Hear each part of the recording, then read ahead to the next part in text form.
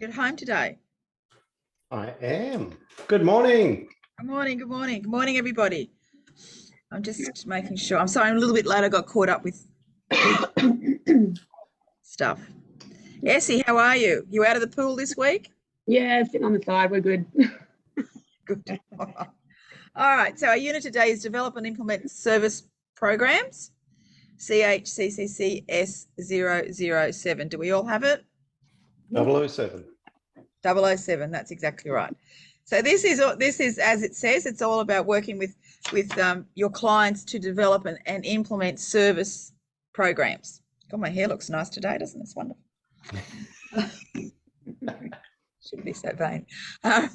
It's working with your clients to develop and implement service programs, as well as reviewing as well. All right, so we've got a few questions today. There are no performance tasks required. The Diploma in Community Services has 100 hours of placement. Essie, are you doing community services or child, youth and family? Child, youth and family. All right. Have you already got the community services one? Diploma? No. Okay, all right. Rob, which one are you doing? Youth and family intervention. You're right, okay. Yeah. Okay, I do believe that there should be some work placement or work experience in that particular qualification at a diploma level. I need to do some more work, so ask some more questions here of how this RTO is set up for it. But moving forward, and we've got, what's your first name? Raruka. Raruka's here as well. So we've got, goodness me, three students. Wow, fantastic. Yay. All right, let's make a start. So our first topic is engage consumers in the analysis of service needs. Remember what I've been saying over the last few weeks, dot points are fine for me. I'm really not a fan of a copy and paste because it does not tell me that you know the answer, right? Rob, I liked your answers last week. They were free flowing and were not copy and pasted. Answer the questions from your own lived experience. If you're not sure of the answers, you can have a look at what the information is giving you. Please try not to copy and paste because it just doesn't tell me anything.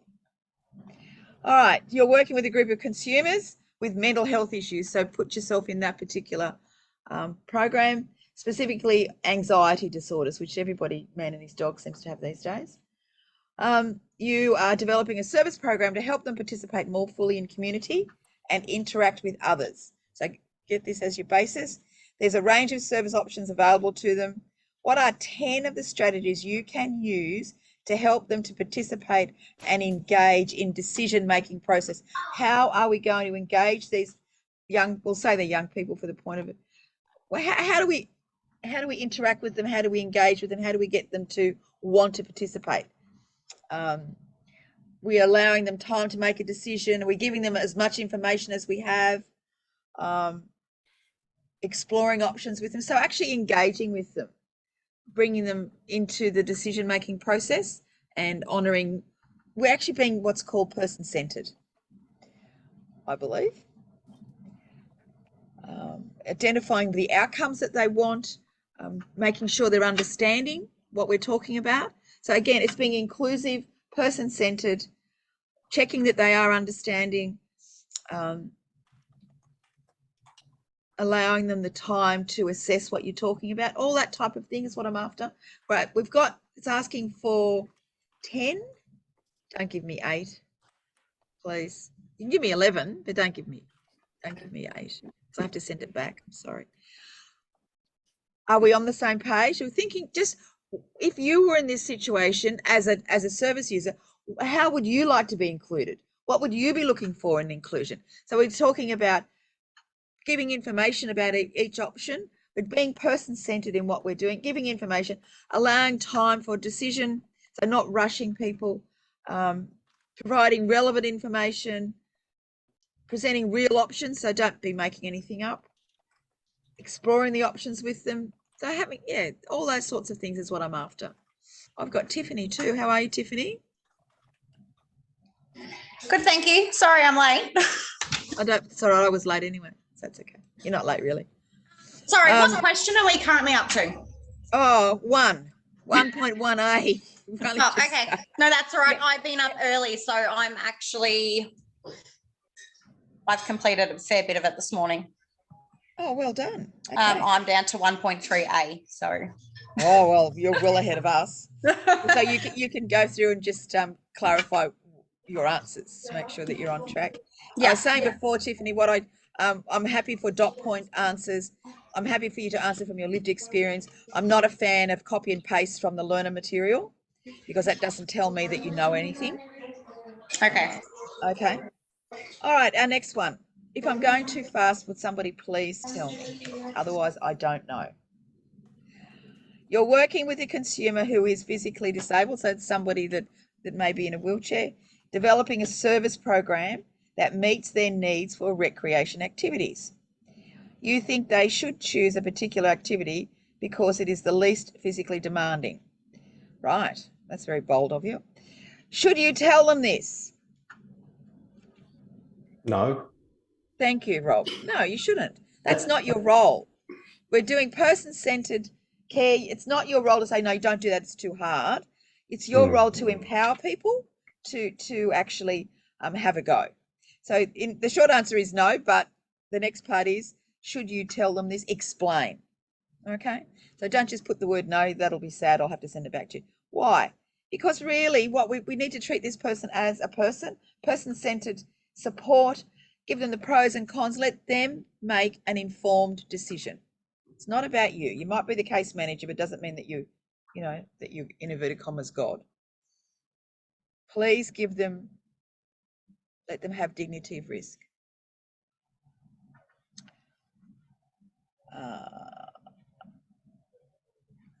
Are we ready for the next one? Yep. Rob, yeah. Essie? Yep. Tiffany? Oh, you've already done this anyway. Right. Yeah, you're right. Why is it important for individuals to participate in interviews? Why do you think it's important? If you were a client and needed to talk with your case manager, why would you want to be part of the interview? Why? And have an opinion. You have an opinion. You want to feel valued. Yeah.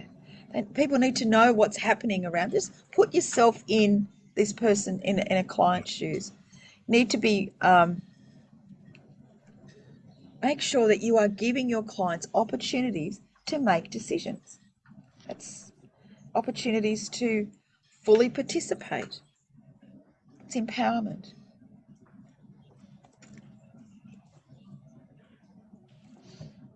Better get my sustenance, my coffee. Only one more week and then we can have a few weeks off. How good's that? I'm excited. All right. So our next question is, what is engagement and how can it be achieved? Remember I said that this particular brand of questions sometimes ask double-barreled questions. Some students answer the first one beautifully and forget about the second one. Make sure that you've addressed both. This is another classic double-barreled. What is engagement, A, and how can it be achieved? So engagement really is a communication process. And how can it be achieved? It's by being respectful, making eye contact if that is appropriate, being attentive. That's all those sorts of things. Engagement is a communication process. Is that you, Rob? No? I don't know where that's coming from. No, I'm on mute. When I'm not Okay, all right. talking. I just had some background there. I didn't quite catch you. Okay. Yeah. So if you can engage with your client, then it's half the battle because you've got their respect, you're on rapport with them, and yeah, it really is half the battle. Make a list of 5 questions you might ask. Is that you? Oh, it's not me. That's fine. No, it's me. Make a list of 5 questions that you might ask individuals to investigate their needs and state whether they are open, closed, or probing. So an open question is one that that does not require a yes/no answer. A closed question is one that requires a yes/no answer, and a probing question really looks to go into depth with different things. So some questions to ask people to investigate their needs. So what kind of things, could be something basic like, how can I help you today? That's an open question. Tell me about the kinds of jobs you've had in the past. Finding more about the person sitting in front of you or over the phone. State whether they're open, close. Investigate their needs. Why have they come to see you today?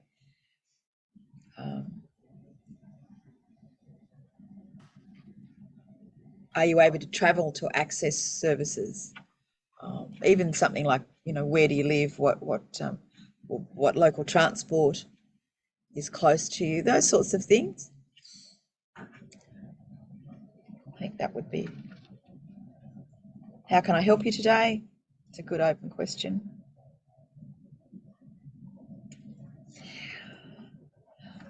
Other than speech and language problems, what issues might act as a barrier to participation in service programs? So we need 5.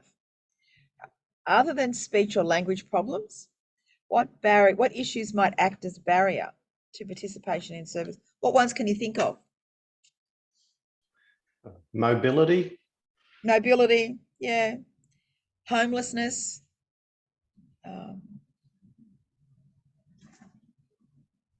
Geography, where they're living.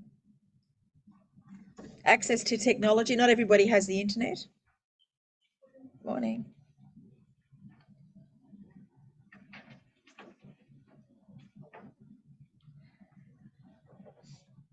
What issues might act as a barrier to participation in service programs? Even literacy and numeracy. Sorry, what's that, Rob? Their health. They may have health issues. That's right. That's exactly right. Just think about what barriers. Even issues within the system itself, trying to log on and participate in that way, sign in. Yeah. We all know that many different services can be quite complicated and complex, trying to get yourself set up on them. So that could be a barrier. Yeah, they could have family commitments that, That's right. tie them back. Yeah, that's right. You can think of quite a lot of barriers there. How many do I need again?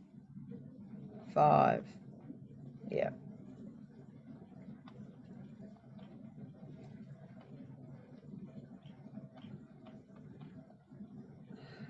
Our next one is about working with somebody whose first language is not English. So you're trying to communicate with a person who does not speak English as first language. The lack of English is creating a barrier to you understanding each other. Having recently come from Japan, I think I can understand that. You've tried to organise an interpreter, but none are available. What might you do to overcome these issues? So I'm looking for 10. So how can we, and I have had a fair bit of exposure to people whose first language is not English, and there's many different things you can do to support the communication process. It can be as easy as making gestures, writing things down, drawing pictures. There's a really good app. There's a few good translation apps. It's true that interpreters are not always readily available, and what also is true is they can be very expensive. You can also maybe use a family member of theirs to help with the translations, as long as what you're talking about is not private and confidential. Make sure that you have clear language, simple words. I'm not a fan of yelling loudly because it doesn't help people to understand English better the louder you yell. I'm sure it doesn't, even though I'm sure it does. Don't use slang. Just use, really clean, clear language.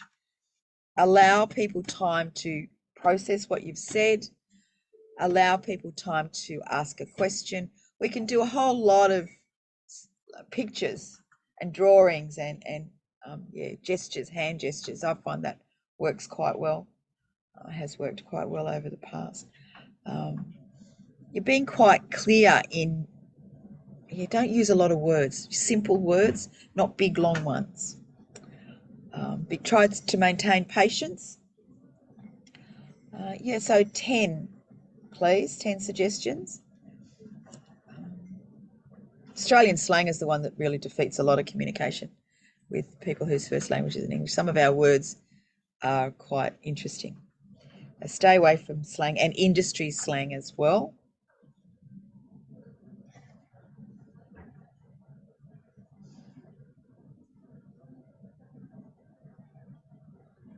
There's a few, but there are quite a few good apps around that you can put in the word in English and it'll translate it into the language that you're after. There's quite a few of those that work quite well, and I think they're very accurate, which helps.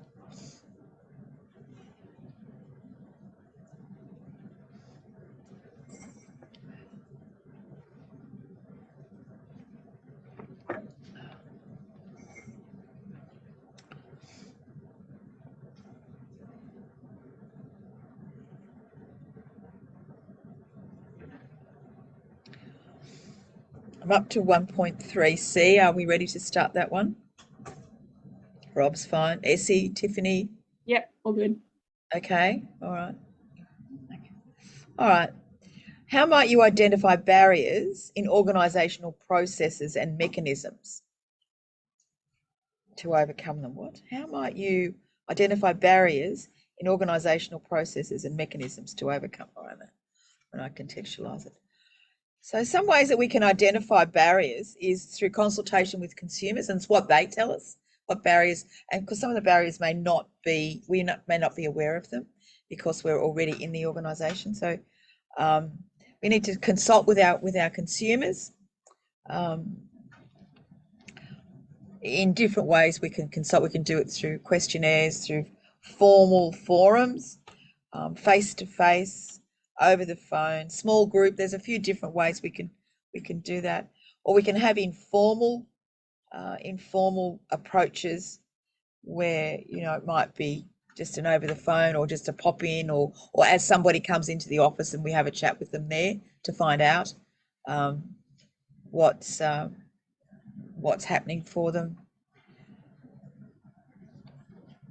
So we can identify them through formally and informally and figure out how we can overcome these barriers that have been identified.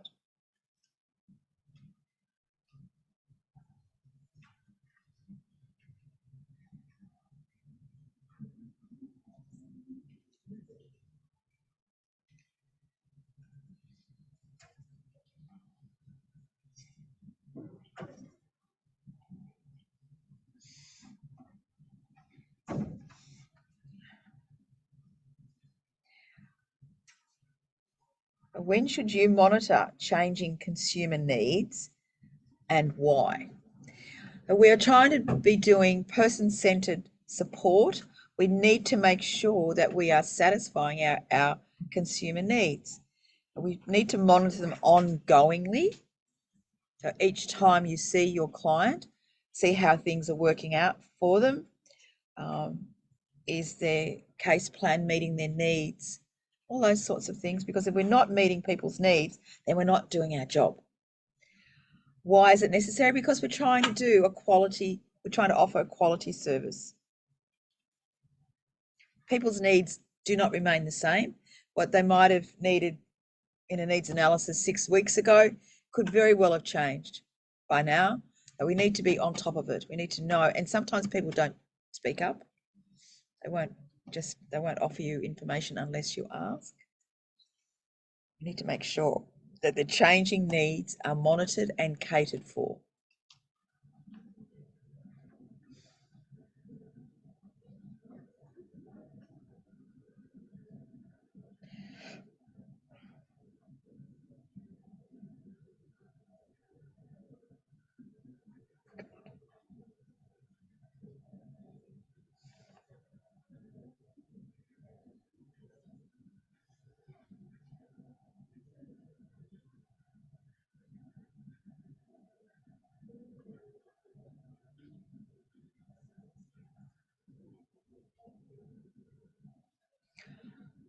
Are you ladies part of this group? Are you part of this group? No? Are you doing this unit? Oh, great. Okay. That's good. Welcome, but thank you. Our next question is an interesting one. A consumer has multifaceted needs, as all consumers do. They need home support to assist them with domestic issues, cleaning and meal prep, personal care, bathing, showering, medication, transportation. A group of service providers is collaborating to meet these needs, which is frankly unusual. Maybe under the NDIS it might work better, but it certainly doesn't work under aged care. A group of service providers is collaborating to meet these needs, but a dispute arises about who should be helping supply groceries to the person. What needs to be done in this situation? It's pretty straightforward. We needed to have an agreement to start with, something in writing about who's going to provide what services, so that this situation would not arise. Before we start an interagency support network, we need to have an agreement about who is doing what. So when this type of thing arises, we can sort it out quite quickly. What needs to be done? The person needs to have groceries, so we need to remedy this as soon as possible. If we don't yet have an arrangement, we need to then sit down with the service providers and develop an arrangement which spells out who does what, when and how. We have that understanding, and then we can remedy the situation. We can't have somebody that's being left without, as I said, groceries whilst we get on with our conflict. Need to sort it out as soon as possible.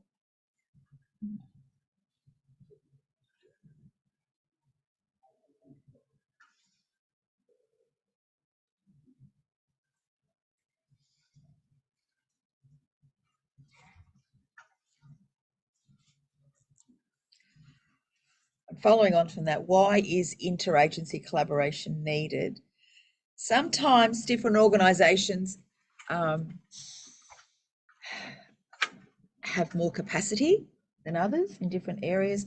Sometimes they specialise in certain things that not every organisation does. So we need to get the best service for our client that we can, and sometimes we have to do an interagency collaboration so that we get the best of everything. So we've got different services were provided by different companies, different capacity in different companies, geographic location as well.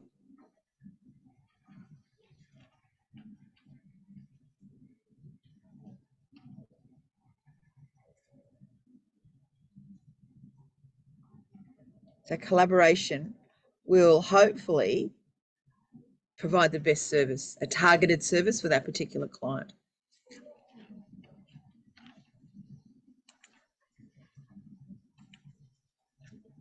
Meet their needs fully.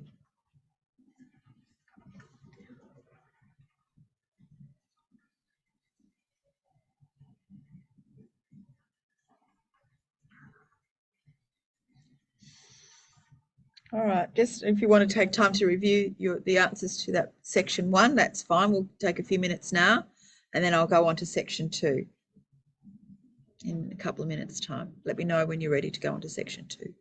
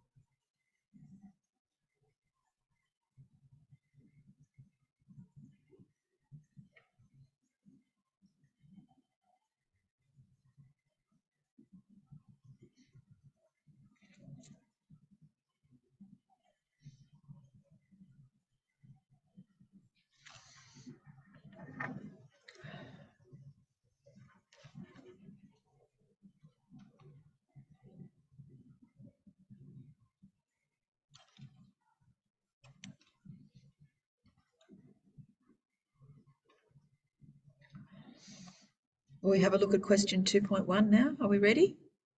Rob, Yep. Essie, Tiffany. Yep. All right. This is the question 2.1 is pretty much really at this day and age a no-brainer. You decide to arrange a meeting, internal, external stakeholders to have input into the development of a service program for at-risk youth. One of the stakeholders you've invited has indicated that they will be interstate on the day. Big deal. It's, you know, I've done meetings with people overseas, so interstate is not really a barrier. Do you think their input is really important? What could you do without changing the date? Well, what could we do? What's everybody doing now?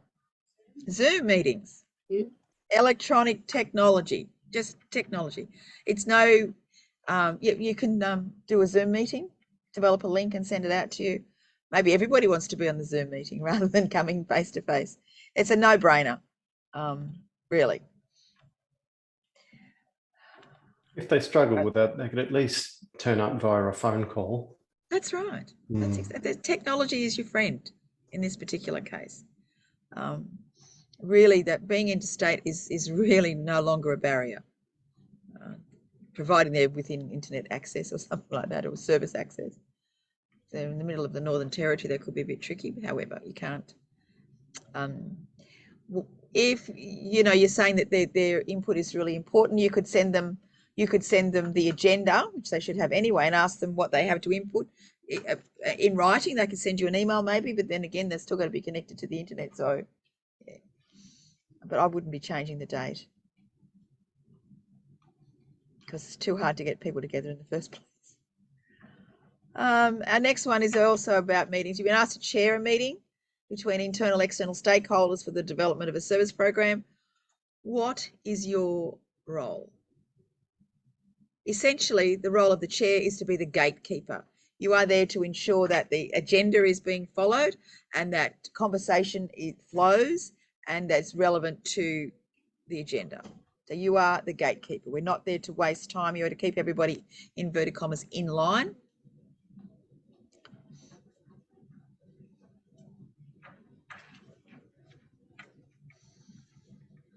That is your role. You are the gatekeeper. You keep the peace. You keep the flow of the meeting happening.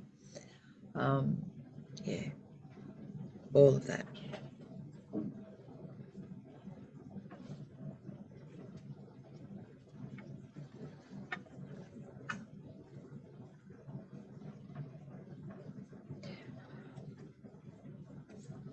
Why should people accessing programs be involved in managing them?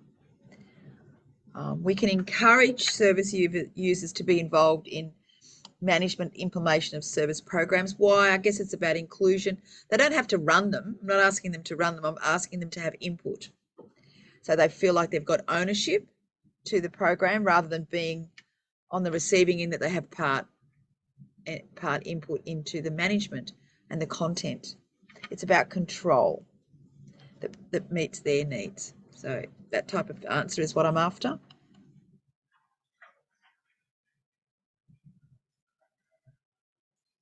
Why would you, as a service user, want to have input and control into the program you're using? Think about it from that perspective.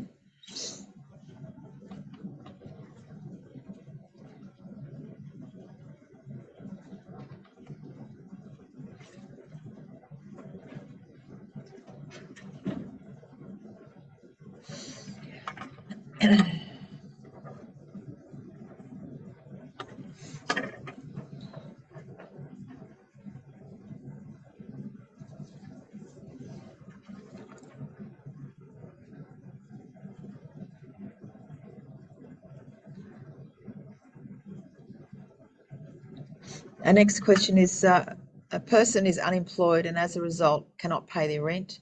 They've been evicted from their home and cannot afford food. They've not eaten in 3 days. What types of needs do they have? I think this is pretty straightforward. If you look at Maslow's hierarchy of needs, if you're not sure what that's about, you can do a bit of research there. But what would be the first need that they have? Straight away. Food. Exactly right. Exactly right. Physical need for food.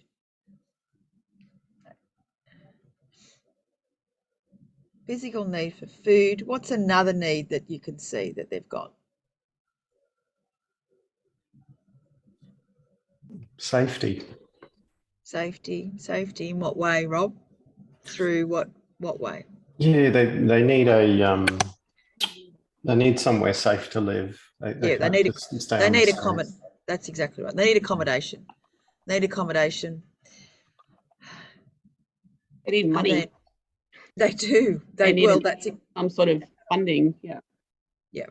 So they need somebody to case manage them, help them to apply to Centrelink for income support, and ultimately they need a job as well. But if we're going to look at the hierarchy of needs, the first one, of course, is the physical need for food and safety. Those two. After that, we can look at more permanent accommodation and then a job. It's no use having a job if you haven't got anywhere to live. If you look at Maslow's hierarchy of needs, you've got to satisfy the basic needs before you can go up the hierarchy. And the hierarchy over that is a job. But first of all, we've got to satisfy the basic physical human needs of food and shelter. That's what you would concentrate on first. And then once that's stabilised, we would move forward with the employment.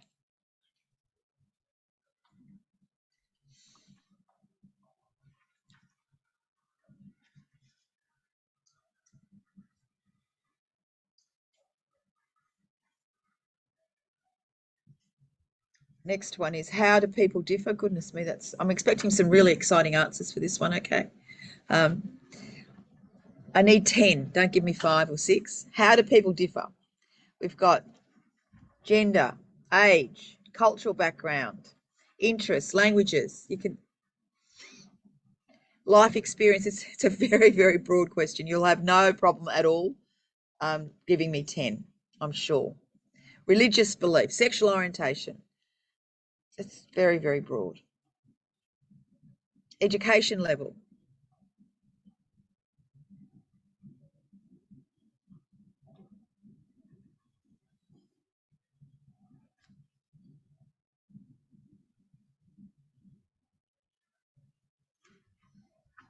Whatever you can think of.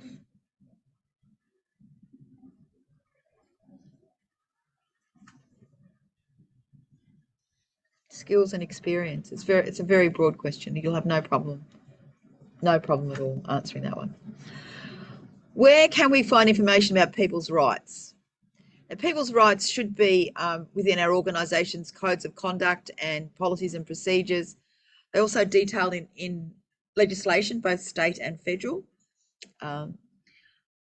Industry service standards. So there's quite a number of places that you can access that will give you information about people's rights.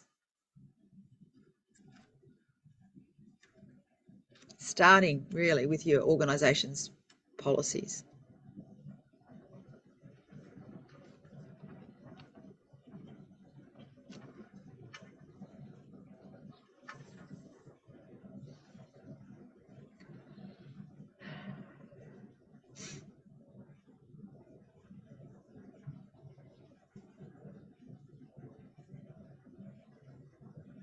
These are easy questions, aren't they? A lot of the next one is, you've got a group of clients who need disability services, assistance accessing and learning how to use communication aids. Fair enough. They also need to find employment that they can successfully engage in. Your organisation provides communication aids, but not employment services. What would you do?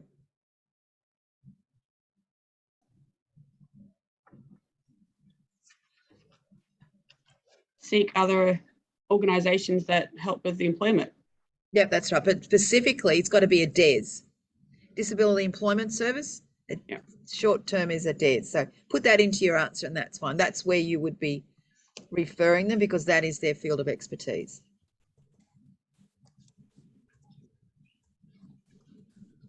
The DES that's the one that gets paid to reach those outcomes. You could also tap into your networking that you've already pre-done if there's other providers that are willing to offer that service. Well, if you know, like if you're doing interagency meetings and things like that, you may have representatives of DESs and attending those, and you may already know somebody that you can refer them to. after all, it is consumer choice, so we need to be careful of it. We need to maybe provide a couple of different options to those particular clients, but you have to make a start somewhere. But normally, the DESs are the ones that specialise and have all the resources to support people with disability to gain employment. Yeah.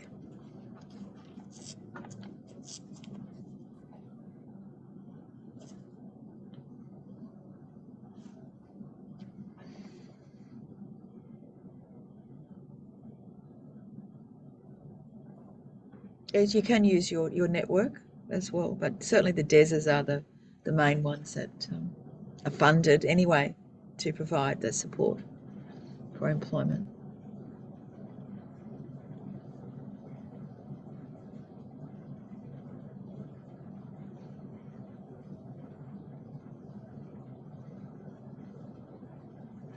All right, our next one is about government funding. How does it work?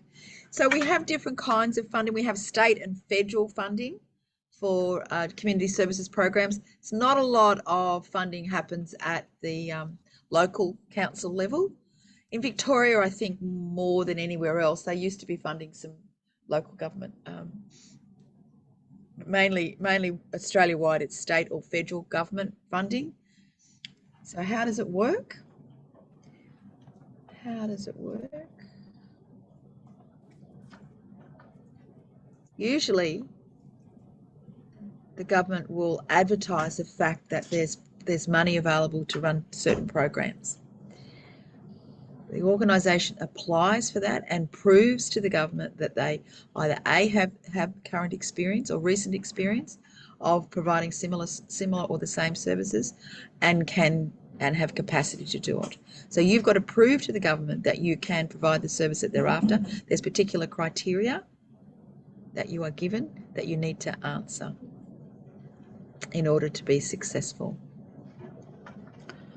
If you are successful, then you have to spend the funds. You have to track how you spend the funds. You have to acquit the funds back to the government at the end of the time. There are certain service outcomes that you must meet along the way. So everybody is held accountable. Everybody is held accountable, and there's supposed to be transparency. So getting government funding, whilst it can be a great boost to an organisation, there's a lot of requirements associated with it, rightfully so, because it is our money. The money comes from the community. So we are held accountable. Different criteria for different funding. Yeah.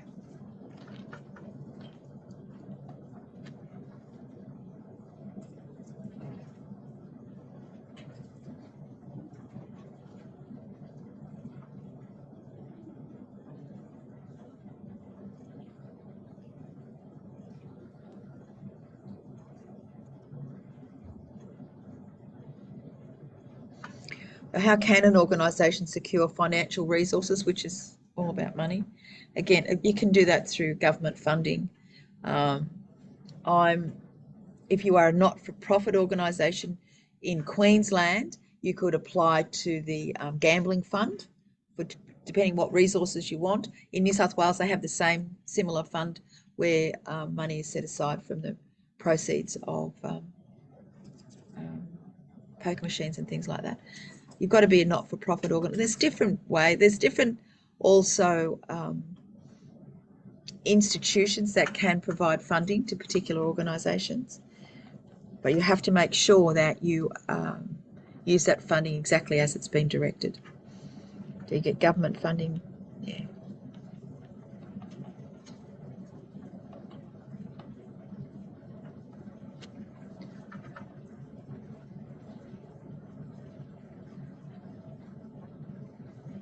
Community services sector really does run on government funding, state and federal.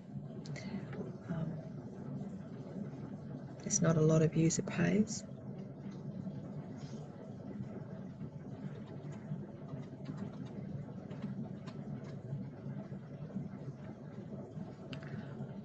We're ready for the next question about procedures. This is a two-part question again. What are procedures and why are they needed? So procedures are actually instructions on how to do certain things in the workplace. The reason we have procedures is so that there's consistency with how staff perform particular duties. So they are vital to quality service, quality and safe, consistent service. They're documented instructions on how certain things are to be done. So policies and procedures go hand in hand. Your policy is what dictates what is to be done, and your procedures tell staff how to actually do. They're quite critical to the good running of an organisation. So procedures tell everybody is a consistent approach on how to do certain things.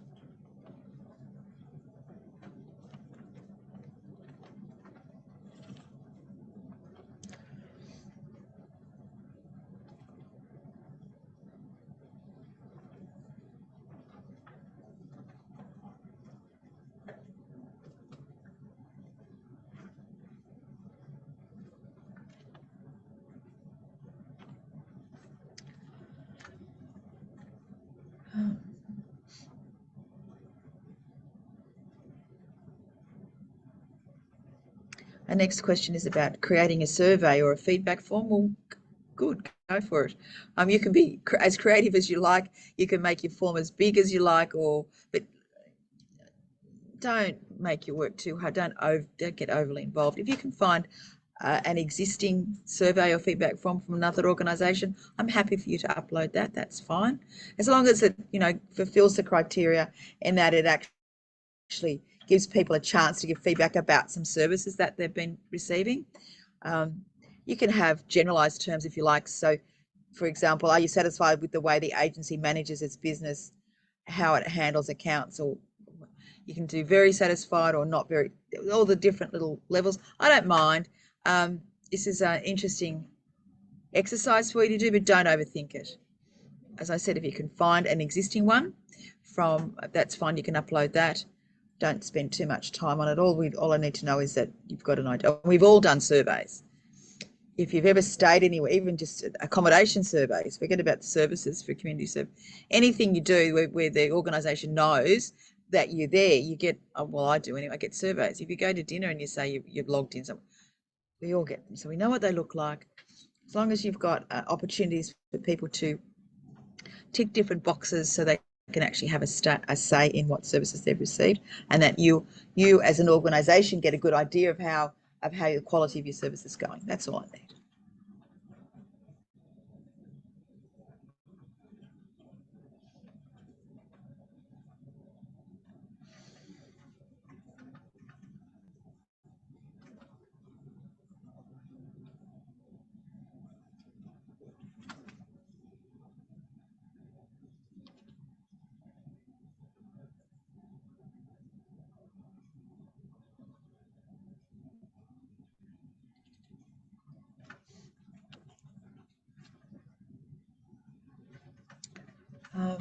Our next question, are we ready for 2.8? Clear? Yeah? Essie, Tiffany? Yep. Yeah. Great. All right. Now this question is about a service program and what should be in that service program. That's asking for 10 examples. Types of things I'm expecting to see would be the goals and expected outcomes of the program need to be documented. Otherwise, we don't know why we're doing what we're doing, or how can we measure how we've succeeded or not.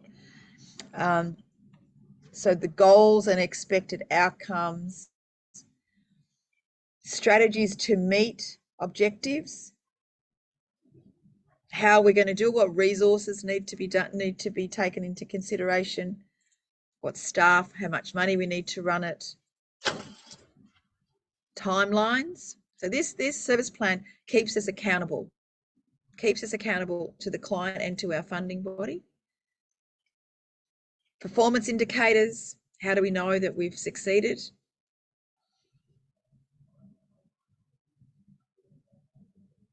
when we're going to review it, reporting procedures, all those sorts of things. I'm pretty sure in your student learner information that you will find information that will help you with this answer. But just think about it logically and what you would expect to be in a service program.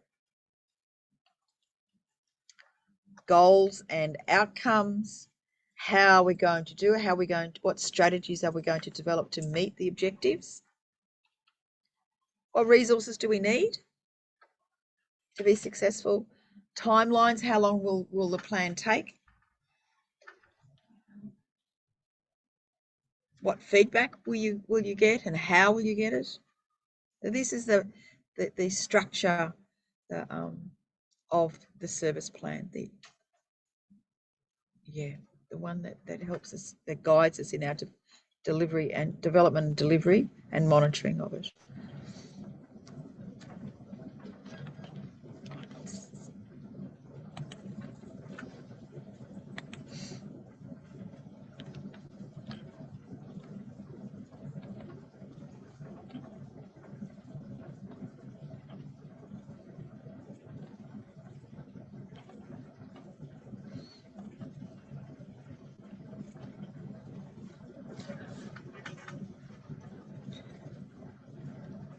Just take time now to review your answers in section 2.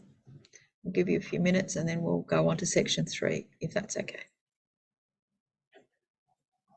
Where'd you go? Can't hear you, sorry. Here we go. So Rob is there, Essie and Tiffany. Yep. Okay, no problem.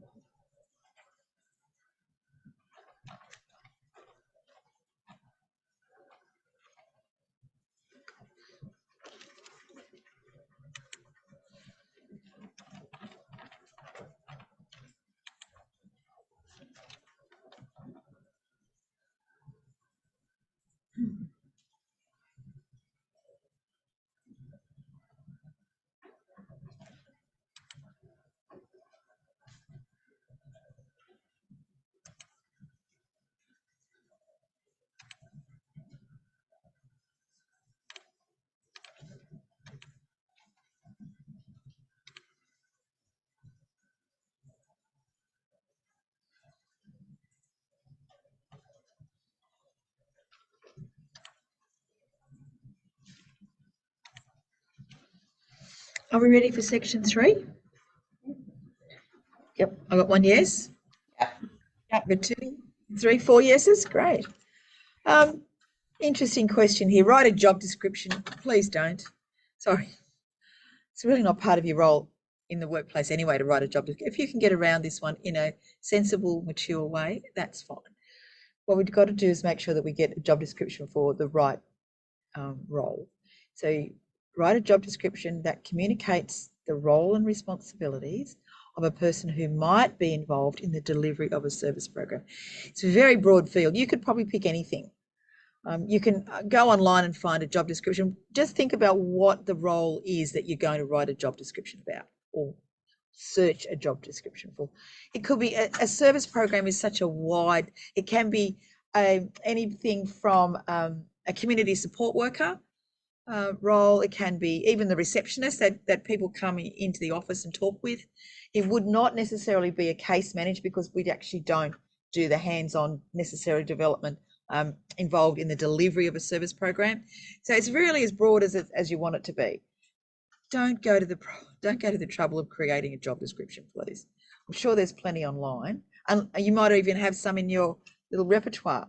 But as long as it's relating to the delivery of a service program, like I said, it could be a community support worker who would be delivering some kind of service plan, some kind of community service, like taking people shopping, taking young people to the gym or something like that. It could be a trainer, literally a trainer, in a gym, anything. It's very broad, this, but don't overthink it.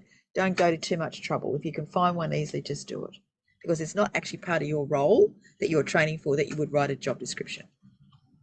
How does that sound? Yeah? Yep. Okay. Don't overthink it. It's not, I don't even know why it's here, but anyway, I'm sure it's here for a reason. Next question. This is a good question. What is classroom training? It's actually face-to-face. I guess if we're going to really broaden the term, it's face-to-face interaction, formal training,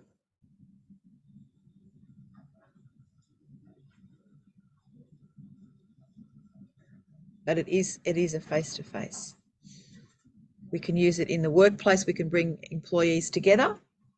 So if we put the context of the workplace in it, it's about training for employees in a classroom situation, so we can get everybody together, hopefully in one spot at one time, and we can do whatever training is required, so we can fulfill that.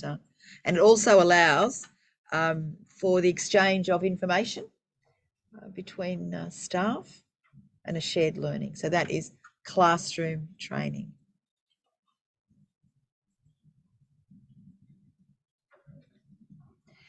See how a number of these concepts have changed in the last couple of years. Classroom training is kind of not the first go-to these days. It's more online training for different reasons. So our next one is, who is self-study an option for, and what does it involve? So self-study is what you're doing, your online training, that you can do it at your own pace, in your own time, at your convenience. So it's a good option for people who maybe have less availability, less flexibility around time, and have more time constraints. Can be done at home in your own time when it suits you.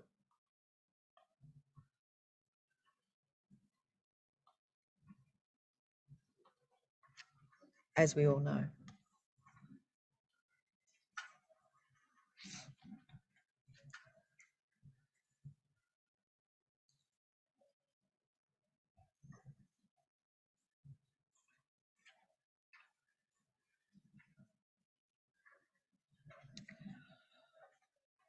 The next one, how can you determine if a program is being delivered within budgetary frameworks? That is one of your essential roles in community services at a case manager or team leader role, is that your program is delivered within budget. If it's not, there could be all sorts of consequences that you would not be happy with. Part of your agreement with the government is that you have a budget that you must deliver. You can't go over budget. And also if you're under budget as well, there's other consequences for that. So how would you determine? You would have set up a budget at the start of a particular program, and every time there was any money taken out of that budget, it would be reported through your financial services part of your organisation, and whenever you say maybe each month, you would get a budget report against actual versus suggested, actual versus real. No, actual versus projected, I'll get it right. So you will get a report. You must monitor your budgets. You can get yourself into all sorts of bother if you're running over budget. If you're running under budget towards the end of the funding program, agreement, then you've actually got to give money back to the government, and nobody likes to do that. We really don't like to give money back. So we need to be really on top of the budget for each program along the way, so we can make any adjustments. We can maybe spend more money or cut back on what's going on. It's critical that we have deliver our programs within budget.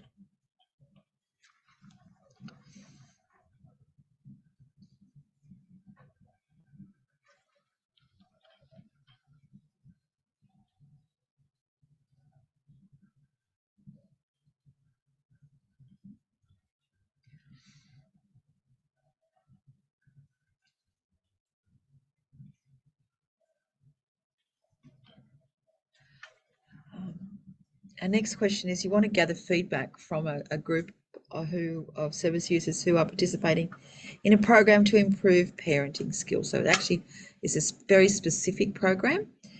How are we going to do this? How are we going to get feedback from this service group?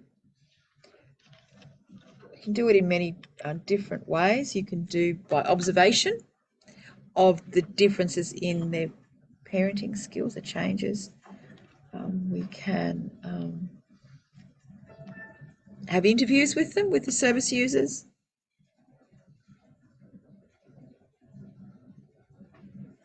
Have focus groups of the stakeholders to have a conversation. Talk about specific issues. We can keep track of satisfaction levels within the group. How might you do this? Yeah, so gather feedback. So we can do it in an observation way through user forums, interviews, seeing if there are any changes in service users' behaviours. So they're actually here for parenting, improving parenting skills. Let's see whether this is actually working. We can monitor and see if we can see any improvements in that parenting skills.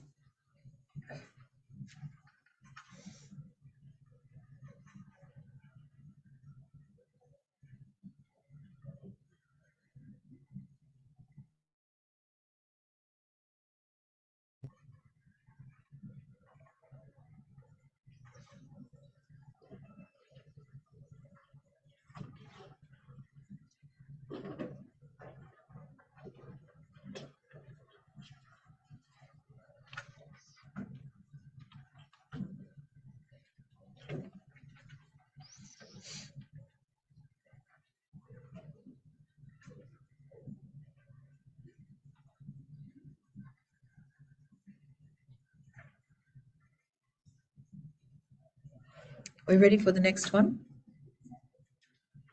1. Yep. 2. Tiffany. Yeah. 3. Raisa. Yeah. 4. We ready for the next question? Service program has been developed to teach a group of migrants in the community English. That's got some great expectations. After some time, it's determined that the program is not progressing at the rate expected. Migrants are learning English much more slowly than anticipated, and the service program has only been approved for a predetermined length of time, as all service programs are. What should you do to address the problem? Well, it needs to be addressed. So I would say right back at the very beginning, when it was put together, there were underestimations of progress. There was a problem right from the beginning. So what we need to do is try to extend the program, but you need to have evidence. The answer is asking you to use the 6-step problem-solving process, but I don't mind if you don't use that. Just logically think about what would you do. The problem is we've got funding for, I don't know, let's say 6 months to teach migrants English. 6 months, it's an ongoing process, doesn't happen, necessarily in that time. Progress is much slower than what was projected. What are we going to do about it? We can't just finish the program and say, see you later. We're going to provide ongoing support with the development of English in our community. We need to have an ongoing program. What are we going to do? We need to have a look at, can we see what the problem is with our original criteria? Were we incorrect in that? Were we not factual in our estimations of how quickly people can pick up? English is a really hard language to teach and to learn. It's very hard. Was our original program outline inaccurate? We need to talk with a funding partner and let them know the feedback that we have, that this is taking slower than what we first anticipated. We need to sit down and negotiate with them, and we'll have to put in writing an extension to our program. That's what we've got to do.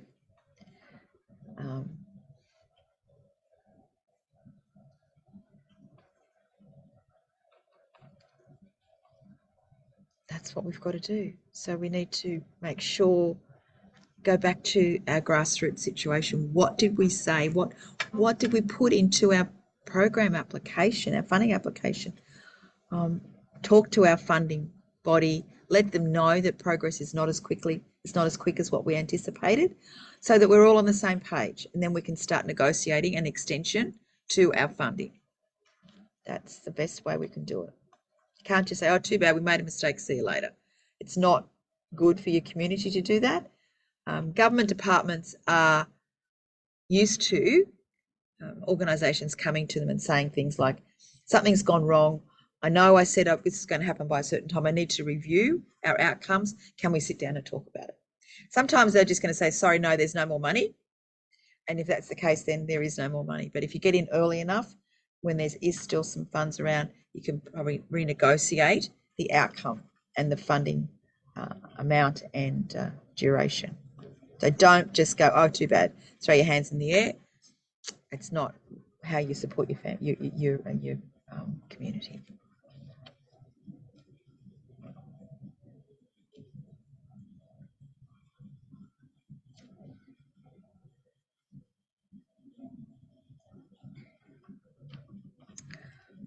Final question in section 3 is about 10 characteristics of good documents. Any other course that you've done, you would have come across this question as well. If you're concerned about getting it right, there'll be something in your learner guide about it. But essentially, the characteristics of good documents are clear, concise, courteous, concrete, all the C's, current, authentic. You'll be able to easily get information to fulfill this criteria. So I'm looking for 10 characteristics of good documents. Accurate, authentic, current information, concise, complete, clear, courteous, all the above. I'm sure you'll be able to find answers for that one.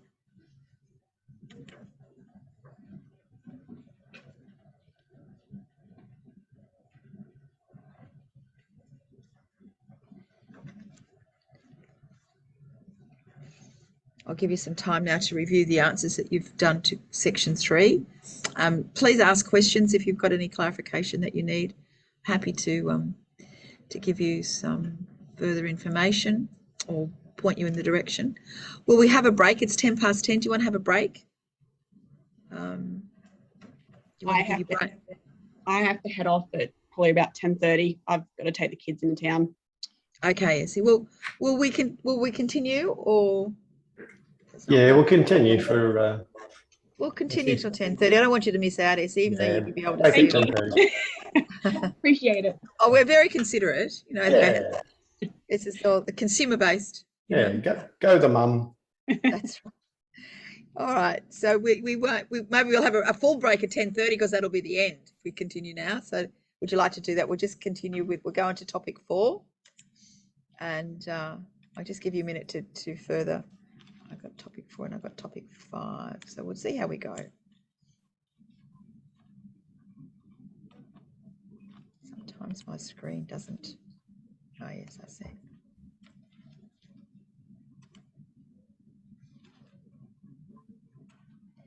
This is really not, it's not too difficult a unit when you think about it. A lot of it we can give from our lived experience and understanding of different things. I don't think it's that bad. Well, I don't. Maybe I know too much. I don't know. But it seems to be quite straightforward. And remember that I'm really happy for dot points. You don't need to write me reams and reams of information. As long as you answer the question, that's fine. I'm not a fan of copy and paste from the learner guide.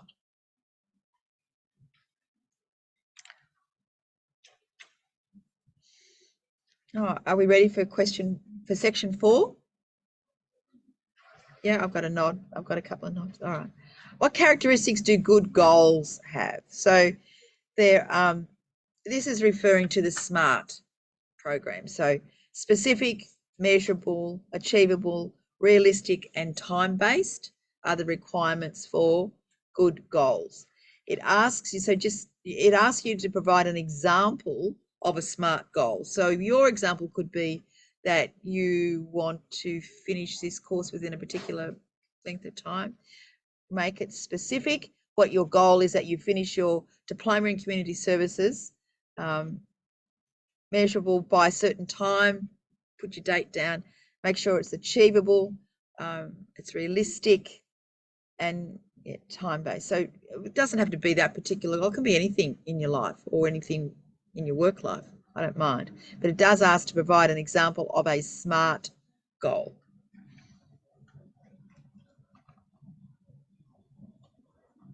Please.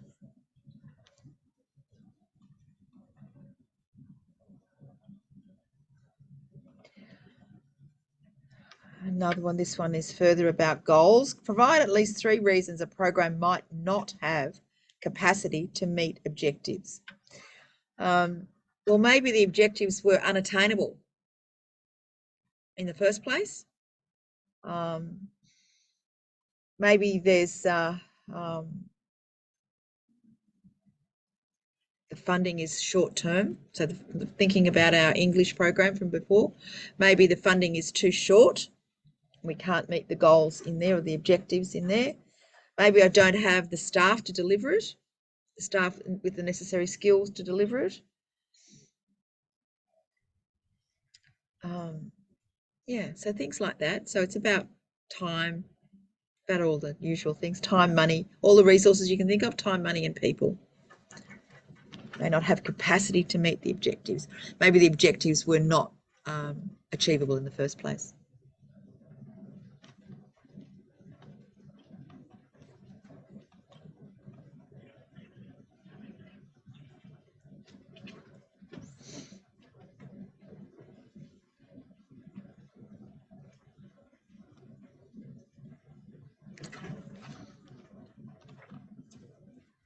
The next question is about positive and negative feedback. Again, this is a double-barreled question.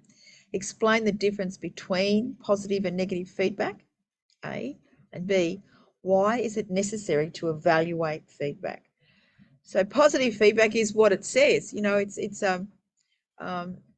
indicates that things are going well, that we're achieving our goals. Negative feedback will tell us that there are problems. In essence, that's the difference between the two, as we all know. Very basic difference between positive and negative feedback. The negative feedback will tell us about the problems, the challenges, the barriers, and the positive feedback will tell us all the good things that are happening. And tell me, why is it necessary to evaluate feedback? Logically, it tells us how we're going, how the program is going. If we don't evaluate our feedback, we just say, oh yeah, okay, thank you, then it's a waste of time. It tells us how we are going, what we can use it for future planning as well, what changes need to be made. It's the feedback we're after to give us a quality program. So we need to analyse it, we need to evaluate it so that we can maintain the integrity of programs now and in the future. Don't ignore feedback.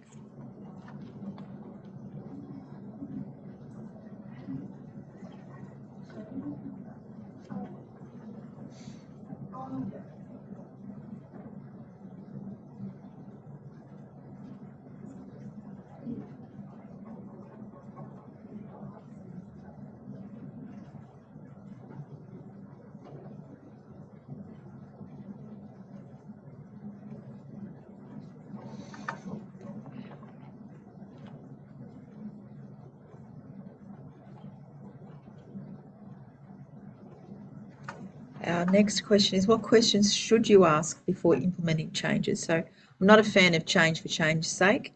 We need to have a reason for making changes, and they're often very valid reasons. So kind of questions we would ask, the changes, are they fair and equitable changes? Do they meet the needs of service users and relevant stakeholders? Do they solve the problems? Is this, whatever our problem is, making these changes, do they fix the problem? Reasonable, are the changes reasonable? Can we actually do it? Can we actually fulfill the changes?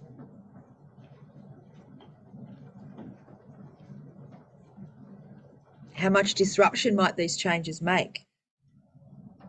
Those types of questions. Have a think about it yourself before you, logically in your work life or in your home life, before you make any changes. What kind of things do you reflect on? You don't just go, okay, right, from tomorrow from tomorrow all the kids are walking to school. I'm not driving anybody else. I'm not driving anybody to school anymore. Everybody's walking. Before you implement that change, what kind of reflection would you go through as an adult? Does it meet the needs? Is it logical? Does it solve any problems? Is it reasonable and all those sorts of things, whether it's in your home life or your work life? Before you make changes, you have to have you have to reflect upon those changes. Don't do a knee-jerk reaction.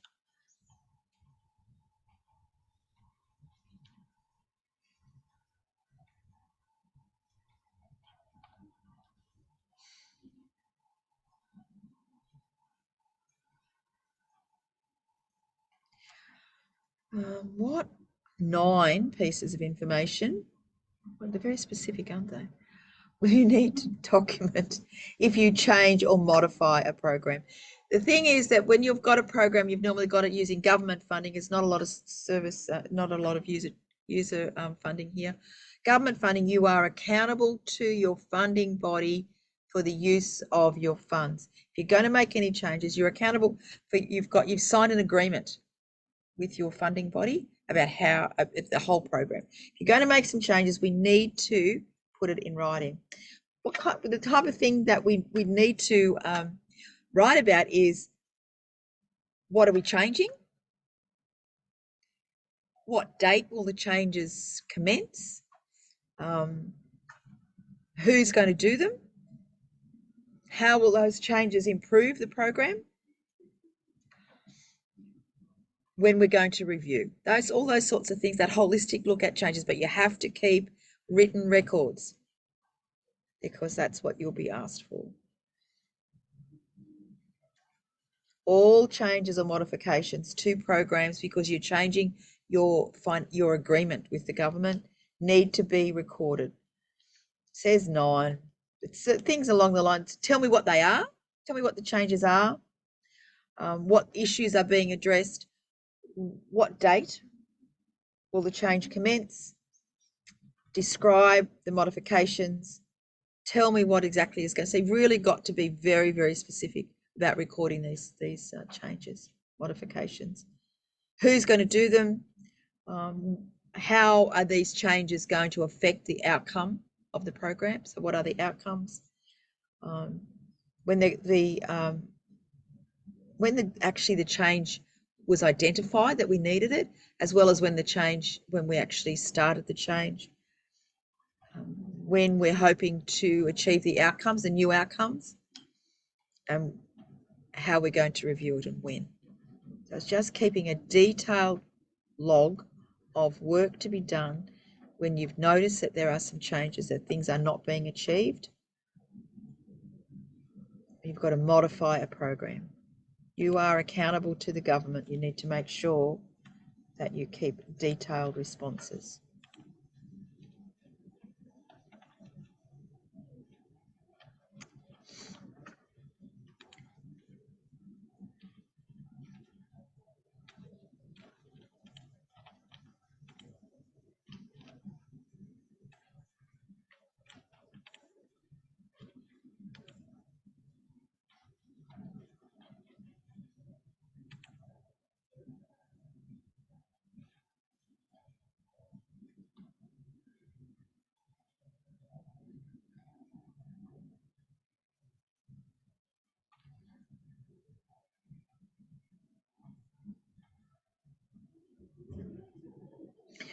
The next question, the next section is this question, sorry, 5.1 is about your complaints handling process. Every community service every organisation, full stop actually, but for our needs, community services organisation needs to have effective and efficient complaints handling processes. What must community service organisations need to demonstrate in relation to its complaints handling process? We need to be able to prove that we actively seek feedback from our service users. We need to be able to prove that the issues that are raised by our service users are dealt with fairly and promptly. We need to show that we have simple and easy to use complaints resolution. So the process, the procedures are simple and easy to use. We don't, some places make them very, very complicated and complex, and that is used to dissuade people from making a complaint. We need to also prove that information relating to complaints is available to everybody. So it's not a hidden thing. Information, the complaints process is an open process available to all service users and their families or advocates.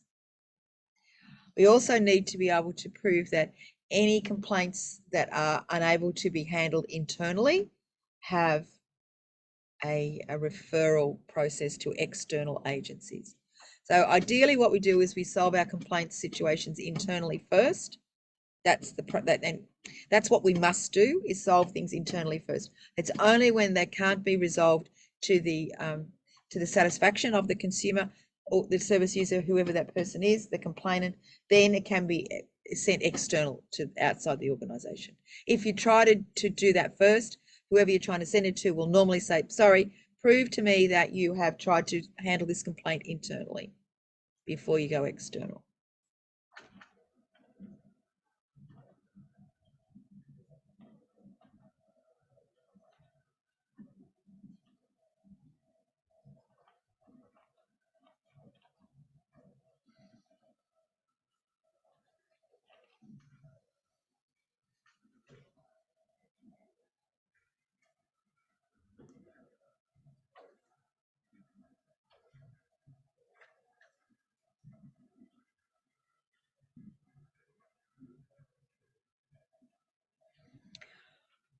Our final question, what are the aims of interagency collaboration? So this is organisations working together to support clients.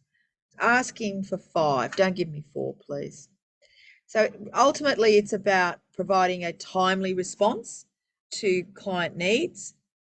If your organisation can't assist at this time, we do an interagency collaboration. Maybe somebody else has got vacancies that you don't have. A lot of companies have a great deal of ownership over clients because it's about the funding, but we need to have a wider perspective of that than that on our community, and we really do need to participate in interagency collaboration for the benefit of our clients. It creates a greater efficiency. It gets around workforce limitations. It also will provide a more diverse expertise.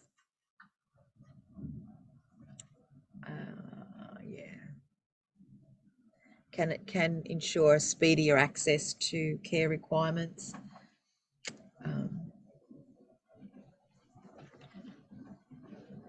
You can do an immediate referral rather than putting somebody on an internal waiting list. You can do an immediate referral externally by using your interagency collaboration. So ultimately the winner is the client, which is what our goal is anyway. Aims of interagency collaboration really is about providing the best, most timely service for a client, and we can do this by working together with other organisations. More seamless delivery of services. If there's workforce limitations, which we all have at the moment, we can get around that by sharing the load.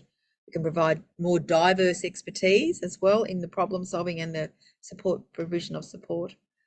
And we can actually assess the individual needs of services. So there's multiple reasons that we have interagency collaboration, particularly in these times where we have a lot of shortages in expertise. So we need to share the load.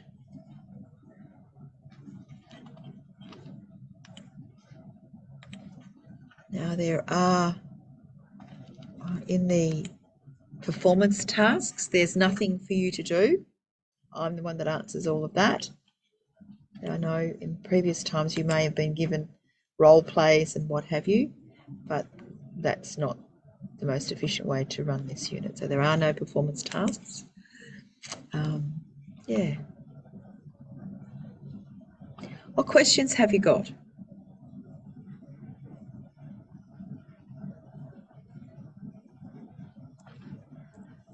You can always email me for questions, but not in the holidays, okay? Or you can email me, but I just won't answer you. Is that rude? No, it's not rude. I will, thinking about the holidays, I will probably be doing some marking. So if you want to submit, please go ahead, please. And this particular unit as well, because we've actually covered it reasonably well, I think, today. There's only a few little gaps that you might have to fill on your own. By all means, submit it, and I'll mark it. But during the holidays, I might not be as diligent as I have been in the past. That's okay. I know it. My conscience is clear. I need a break. I need a break too. But I will, I don't like logging on and seeing I've got like 30 units. That fills me with horror. So I will manage it the best way I can. And I do get an email every time somebody submits a unit. So I'm kind of aware in the background here that I've got a few hanging around. So I will address that. Please feel free to continue your study. We do have one more session next week. I have no idea what the unit is. Wouldn't have a clue until I'm told. And I'm not sure when we're coming back. I'm really not sure. I would think it's probably about week 2 of January, but I'll clarify that. And I'm sure that you'll receive some information about it. Yeah. And hopefully I'll see you all next week. What questions have you got before I stop the recording? All good. All good? Yep. All right. Okay. I'm gonna head off, but thank you. That's okay. Thank you, Essie. All right. See you, Essie. Hopefully I'll see you next week. Yes. And if not, have a great Christmas and a wonderful New Year, and we'll catch up in the New Year. I'm going to stop the recording. Yeah, I'm going to stop the recording now. Yeah. We can still talk, but there won't be. Let me just do this.